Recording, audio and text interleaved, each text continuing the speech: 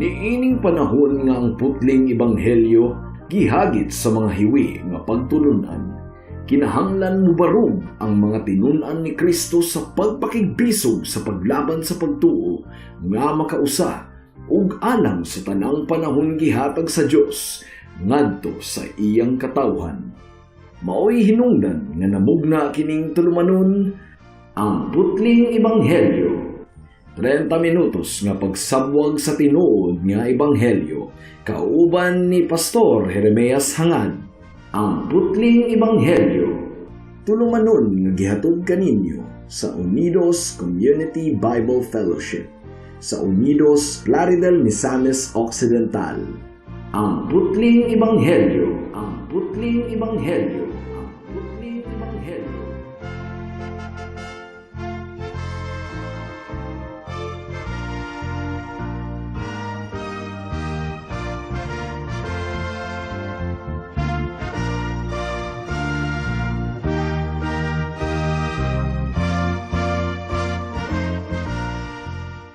Sa pagpamalandong sa pulong sa Ginoo ning takna sa kahaponon, atong pag-aablihon ang Marcos Kapitulo 8, versikulo 31. Apan sa dili pa, akong gipaabot once again ang akong pagpanimbaya sa akong lolo nga 93 years old, nga hapit na pud mag 94 years old sa grasya sa Ginoo, mga kaigsuonan. Mark chapter 8 verse 31. Unya, gisuginlan ni Jesus ang iyang mga tinun-an nga mag-antos pag-ayo ang anak sa tawo. Ug isalikway siya sa mga pangulo sa mga Hudiyo, ingon man sa kadagkuan sa mga pari ug sa mga magtutudlo sa balaod. Patyon siya, apan sa ikatulo ka adlaw mabanhaw. May the Lord bless the reading and proclamation of His word this afternoon or tonight in other parts of the world. Human nga makumpleto ang panag-istorya ni Jesus ug ang iyang mga disipulo mahitungod sa pag-ila sa mga katawhan kaniya ug human makumpisal ni Pedro ang iyang deklarasyon, "You are the Christ, the Son of the living God." Gisugilon ni Jesus ang pinakamisyon niya sa pag-anhin niya dinhi sa kalibutan, mao ang iyang kamatayon. Mark chapter 8 verse 31, unya gisugilon ni Jesus sa iyang mga tinun-an nga mag-antos pag-ayo ang anak sa tawo ug isalikway siya sa mga pangulo sa mga Hudiyo, ingon man sa kadagkuan sa mga pari ug sa mga magtutudlo sa balaod. Patyon siya apan sa ikatulo ka adlaw mabanhaw. Kini nga statement, mga kaigsuonan, shocking kini alang sa mga tinun-an sa atong Ginoong Hesukristo, gumikan kay hangtod niini nga punto.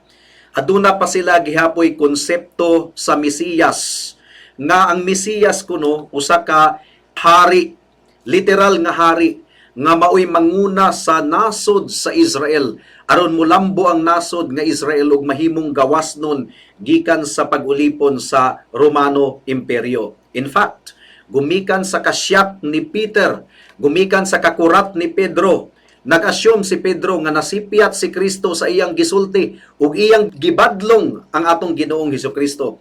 Kung basahon nato ang verse 32, mugani nga si Pedro dili gayud siya mao ang bato, gumikan kay daghan kayo siya og sipyat. Verse 32, ang giingon dinhi, gisulti niya kini sa iyang mga tinun-an sa walay lipod-lipod. Tungod niini, gipalayo siya ni Pedro sa uban o gibadlong. You see? Gibadlong ni Pedro si Jesus. Busa ning takna sa kahaponon, gusto natong i-direct ang atong attention sa titulo nga gigamit ni Kristo alang sa iyang kaugalingon, kining titulo nga anak sa tawo. Ang giingon sa atong teksto, ang anak sa tawo isalikway. So, ang title nga gigamit ni Kristo alang sa iyang kaugalingon, anak sa tawo. Unsa may bot pasabot ni ining anak sa tawo? Now, daghang mga tawo nga magingon nga ang buot pasabot ni ining titulo nga anak sa tawo naga-describe kini sa kinaiyahan sa atong Ginoong Hesukristo, ingon nga tawo usab. Gumikan kay adunay duha ka nature ang atong Ginoo. He is 100% God and 100% man. Daghan kayong mga tawo nga nag-struggle sa dual nature sa atong Ginoong Hesukristo. Ang uban, ang ilang pagtanaw kang Kristo, tawo lamang, usa ka banggiitan nga tawo, usa ka banggiitan nga propeta. Ang mga Muslim walay problema kung atong isulti nga si Kristo propeta gumikan kay ila kining dawaton or ila kining gidawat. Pero kung muingon kita nga si Kristo Dios, maisugon gayud silang mual kontra niini ug daghan pang mga kulto nga grupo nga nag-angkon nga Kristiyano kunuhay, Kristohanon kunuhay, pero ilang gidumilian ang pagdawat nga si Kristo Dios gumikan kay tawo ra kuno. So kining titulo sa atong Ginoong Hesukristo gumikan kay gitawag pud siya sa Biblia nga anak sa Dios. Bukatoy atong gipamalandungan ni adtong miaging simana ug gitawag usab siya sa Biblia og anak sa tawo. Anak sa Dios ug anak sa tawo parihong titulo sa atong Ginoong Hesukristo. Kining titulo nga anak sa Dios nagapadayag kini sa pagka-Dios sa atong Ginoong Hesukristo o kining titulo nga anak sa tawo nagapadayag kini sa pagkatawo sa atong Ginoong Hesukristo. Sa pagka-Dios sa atong Ginoong Hesukristo gigamit ang titulo nga Son of God. 43 kahigayon nga nahasulat sa Biblia. O kining titulo nga Son of God gi-introduce kini ni Marcos una sa chapter 1 mismo. Ang giingon dinhi Mark chapter 1 verse 1, mao kini ang maayong balita mahitungod kang Kristo Jesus, ang anak sa Dios. So Jesus Christ is called Son of God. Mausab kini ang deklarasyon sa anghel ngadto kang Maria, Luke chapter 1 verse 35. Ang anghel mitubag, mukunsad kanimo ang Espiritu Santo ug magpabilin ang gahom sa Dios diha kanimo. Tungod niini ang balaan nga bata tawgon nga anak sa Dios. Son of God is also a title of the Lord Jesus Christ. Mo kini ang deklarasyon ni adtong sundalo nga nakasaksi sa paglansang ni Kristo didto sa krus sa Kalbaryo. Ang giingon sa sundalo nga Romano, certainly this is the Son of God. Siya gayud ang anak sa Dios. Ug isip anak sa Dios, mga kaigsuunan, si Kristo mao ang ikaduhang persona sa balaang Trinidad. The eternally begotten one that came forth from the Father. And of course, this is not biological. This is relational, mga kaigsuunan. Pero sa humanity sa atong Ginoong Hesukristo, kining pagkatawo sa atong Ginoong Hesukristo, gitawag usab siya sa Biblia og anak sa tawo, Son of Man. 84 kahigayon nga nahasulat kining titulo nga anak sa tawo to refer to the Lord Jesus Christ sa bag-ong tugon. 4 kahigayon sa laing bahin sa Biblia ug ang 80 kahigayon nahasulat sa Matthew, Mark, Luke, and John. Ang titulo nga anak sa tawo. In fact, si Kristo paborito niya kini nga titulo nga iyang gibansag sa iyang kaugalingon in describing himself. Talagsara kaayo gamito ni Kristo ang titulo nga Son of God. Of course, Jesus Christ is the Son of God. But in His preaching, kasagara, over 80 times, gihisgutan ni Kristo nga siya mao ang anak sa tawo. Bisan pa ni adtong hapit na mamatay si Esteban, nahimo siyang martir. Acts chapter 7 verse 56, ang giingon dito nga nakita ni Esteban ang anak sa tawo nga naglingkod. Isip anak sa tawo, mga kaigsuunan, si Kristo gipanganak sa usa ka birhen o gipanamkon sa balaang espiritu. 100% tawo ang atong Ginoong Hesukristo, apan 100% God usab. And all that pertains to the human nature gi-apply sa atong Ginoong Hesukristo, gawas lang sa kasalanan, gumikan kay walay sala ang atong Ginoong Hesukristo. Wala gayud siya buling bisan pagtuldok sa kasalanan, mga kaigsuran. Busa ning takna sa kahaponon, gusto natong ipalapad pagayod ang buot ipasabot ni ining titulo nga Son of Man or anak sa tawo. Sa paggamit ni Kristo ni ini nga titulo, gipasahi ni Kristo ang iyang kaugalingon gikan sa yanong mga katawhan. Gumikan kay kun atong basahon ang Biblia, kining titulo nga Son of Man, messianic title kini nga gigamit ni propetang Daniel sa karaang tugon. This is a messianic title, kining Son of Man. Dili kini ordinaryo nga titulo, mga kaigsuunan. Kay kung atong basahon ang pagtagna ni propetang Daniel, grabe kaayo ang description sa Son of Man, gamhanan kaayo sa ngatanan. And by using the title Son of Man, giangko ni Kristo nga siya ang katumanan sa panagna ni propetang Daniel.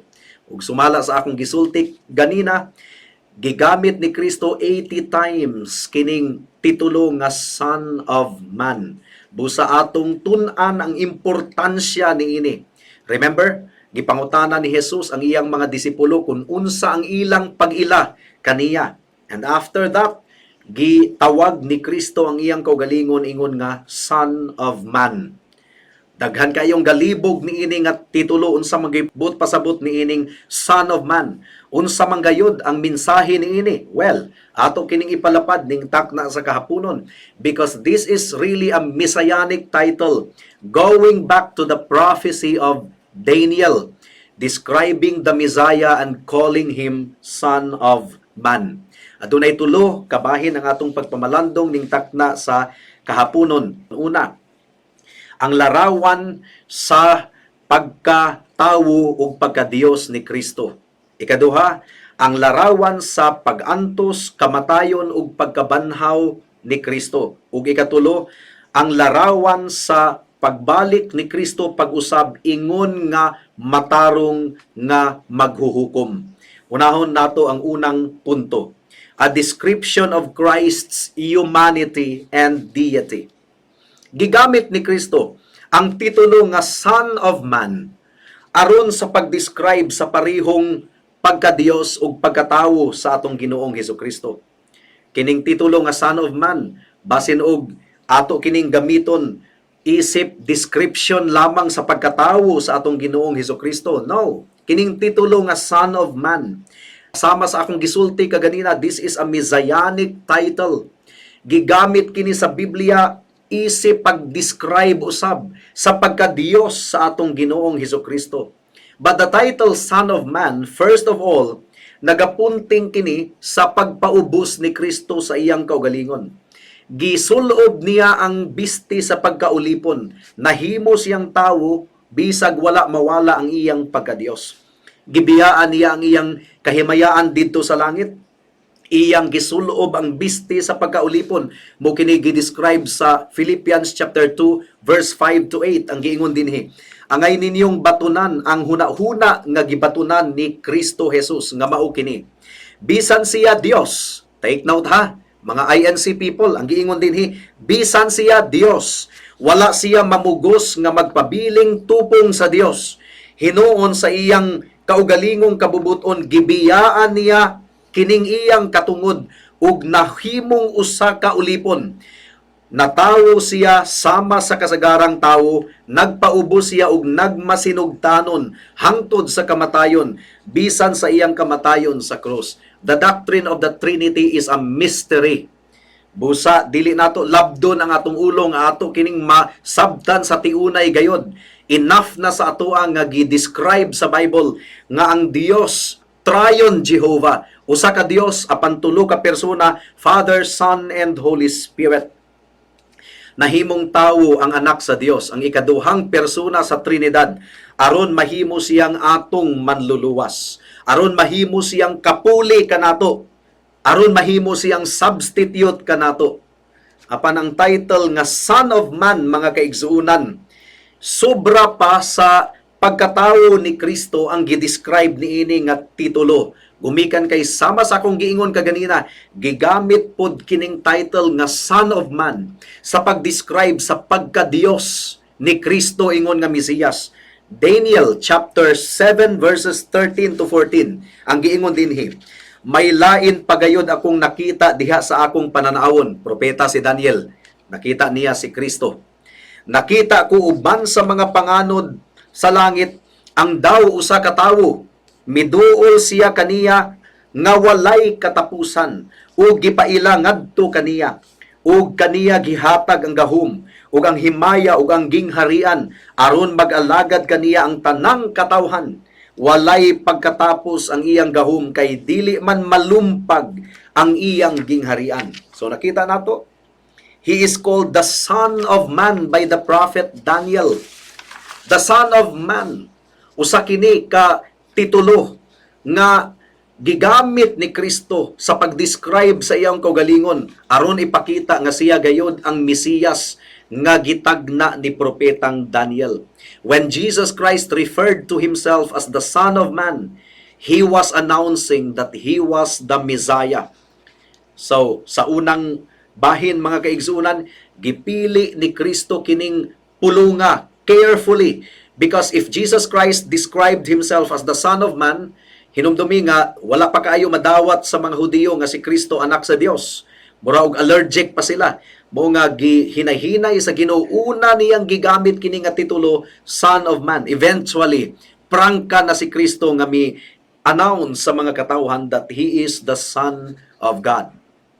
Ug sa atong nakita sa Marcos Kapitulo 8, gradual mga kaigsuunan nga gitrain ni Kristo ang iyang mga disciples mahitungod sa tinuod niya nga kinaiyahan, that he is 100% God and 100% man.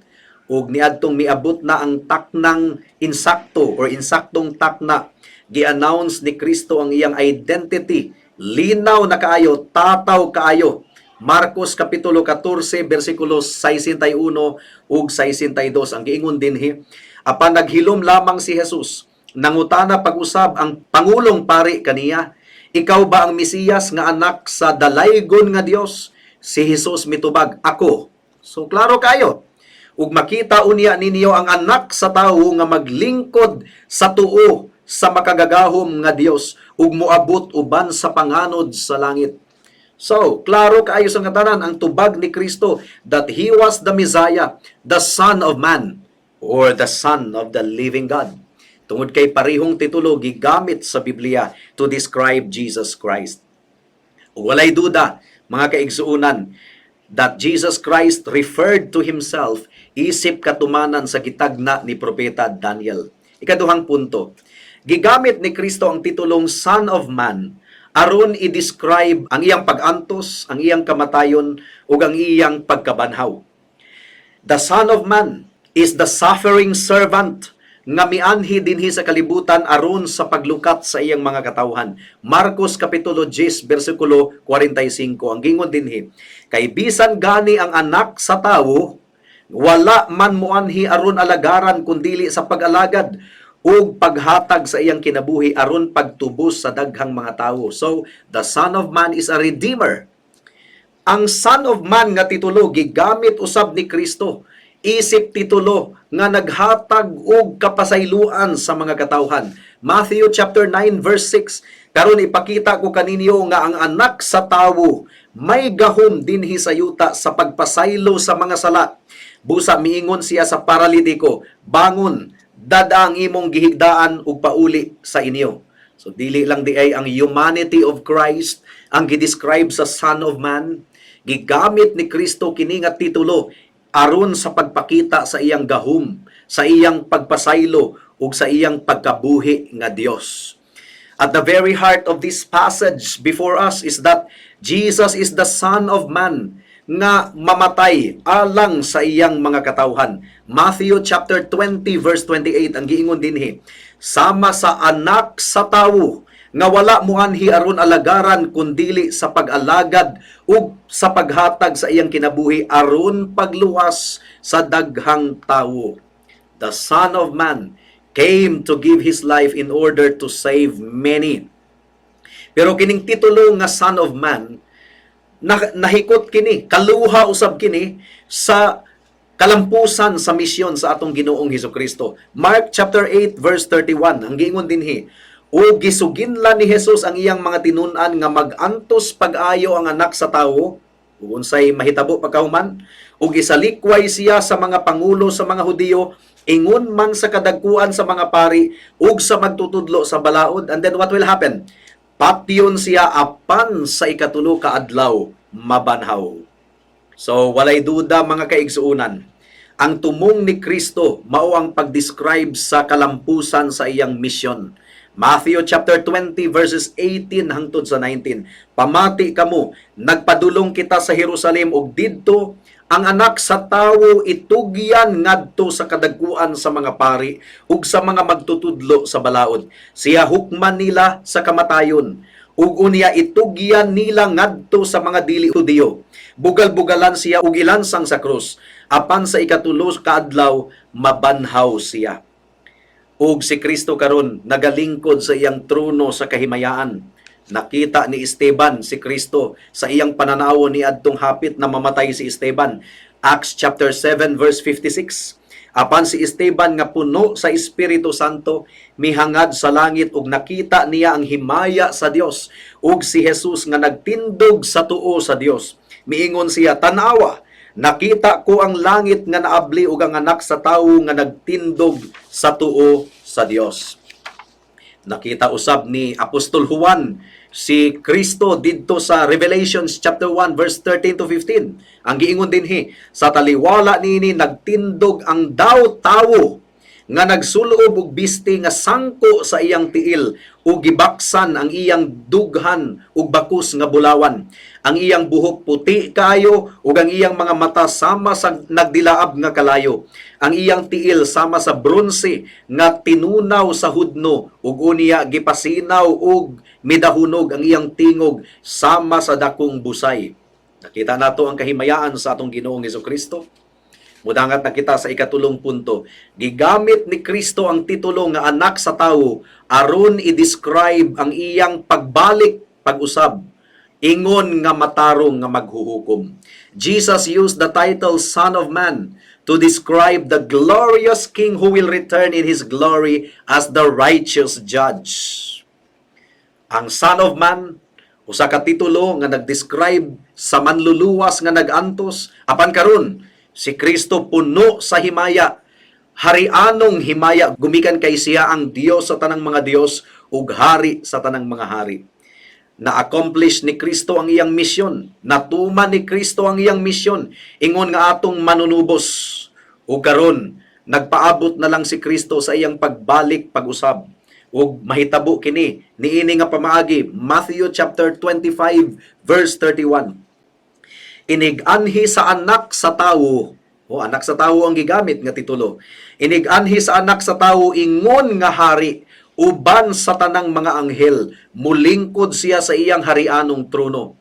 Ngilngig kini, makalilisan kini mga kaigsuunan, kung wala nimo mailhi si Kristo ingon nga imong Dios ug manluluwas. Mubalik siya pag-usab, ingon nga hari ug maghukom.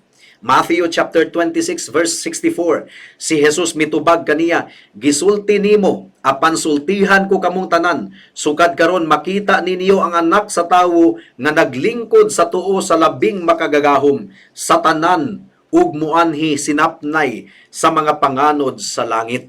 Kita nato Matthew chapter 16 verse 27 to 28.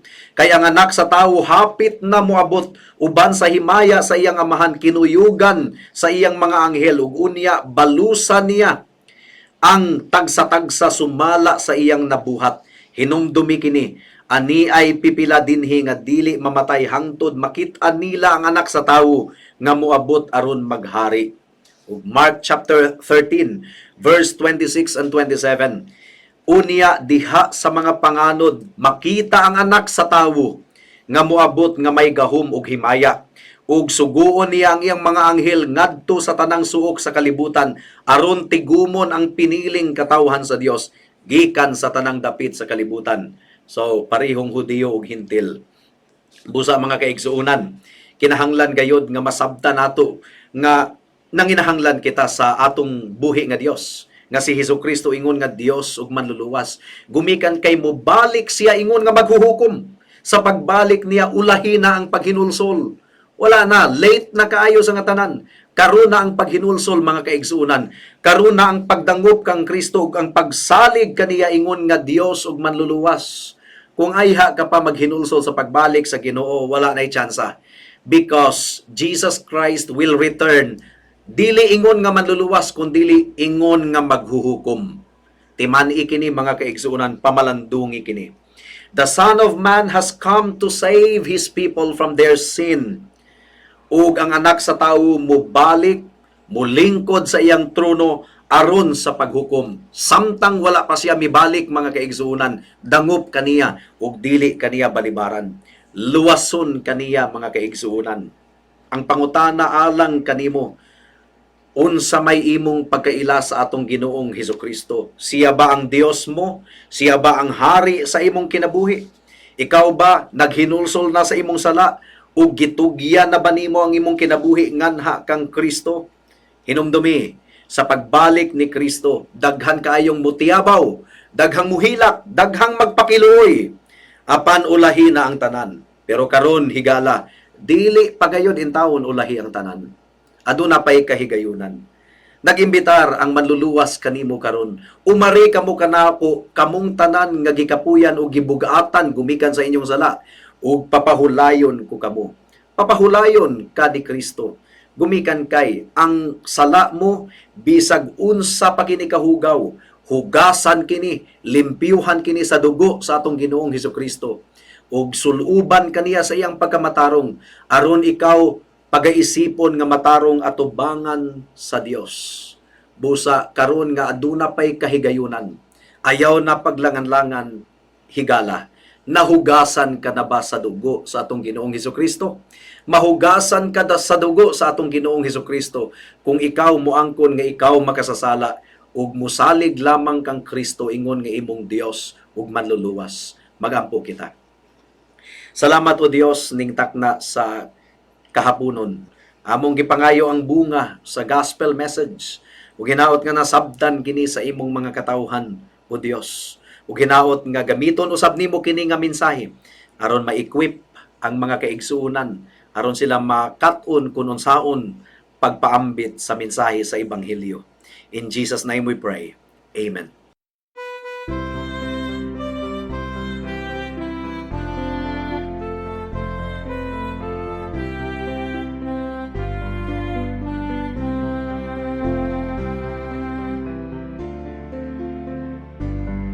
Kun kasing kumabugat ug matingban sa kaguon.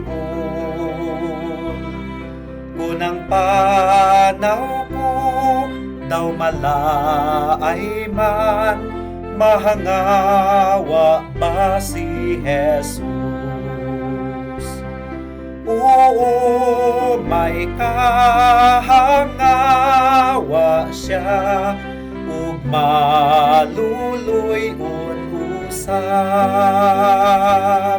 sa kakapoy na ug kagulanan, may kahangawa siya.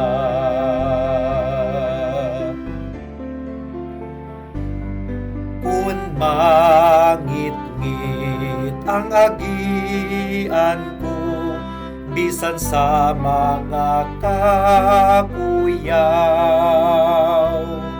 Kun mag-inusara na lang ako, mahangawa ba si Jesus? Oo, may kahangawa siya ug maluluy usab sa kakapoy na ug kagulanan, may kahangawa siya.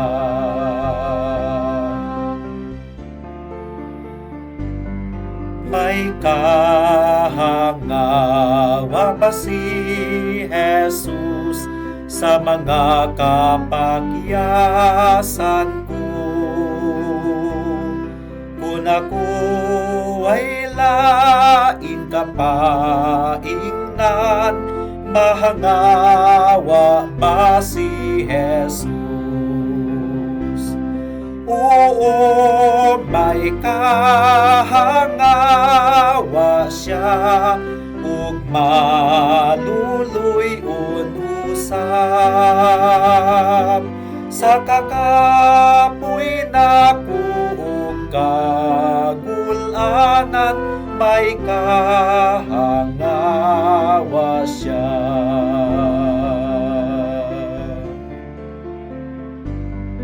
Kun kamatayon mo dangat na sa mga pinalangga ko. Ug mabugat ang kasing-kasing ko, mahangawa ba si Jesus? Oo, may kahangawa siya, ug maluluy-un usab sa kakapoy na kung kagulanan, may kahangawa siya.